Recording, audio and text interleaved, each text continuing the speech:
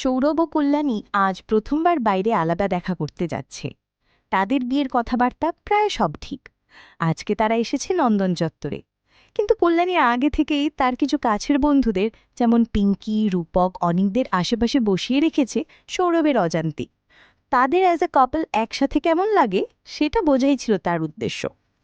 যথাসময়ে সৌরভ এলো, আর তারা গিয়ে বসলো পাশের ঘাসের গালিচায়। তাহলে কি ভাবলে আমাদের ব্যাপারটা নিয়ে? কিছু চিন্তা ভাবনা করলে? হ্যাঁ, আমিও ঠিক সেটাই চিন্তা করছিলাম। কি যে বলবো ঠিক বুঝে উঠতে পারছি না।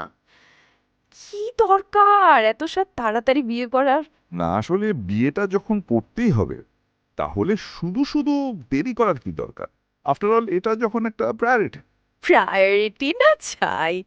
আর তা বলে জুন মাসে এই গরমে কেউ বিয়ে করে? ঠান্ডা পড়া পর্যন্ত কি ওয়েট করা যাচ্ছিল না? আরে বাবা, শোনো শোনো, এইসব কাজ বেশি দিন ফেলে রাখবেন।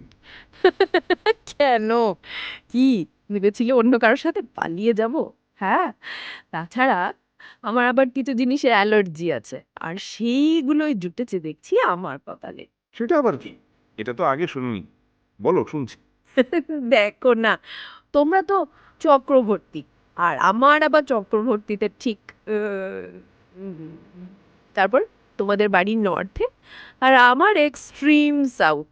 নর্থে থাকতে হবে ভাবলেই বুঝতেই পারছো, সেন্টিমেন্ট। বুঝলাম।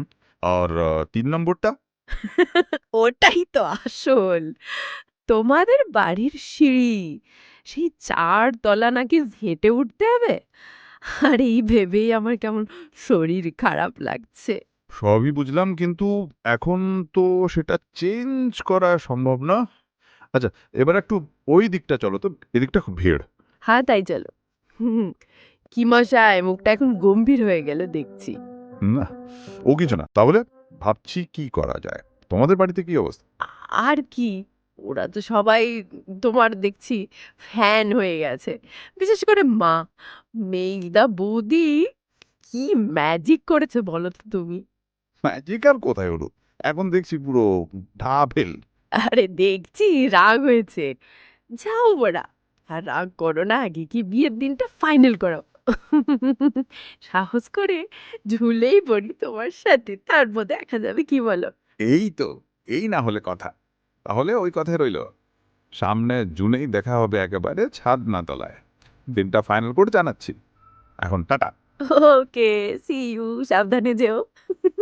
পাগল একটা।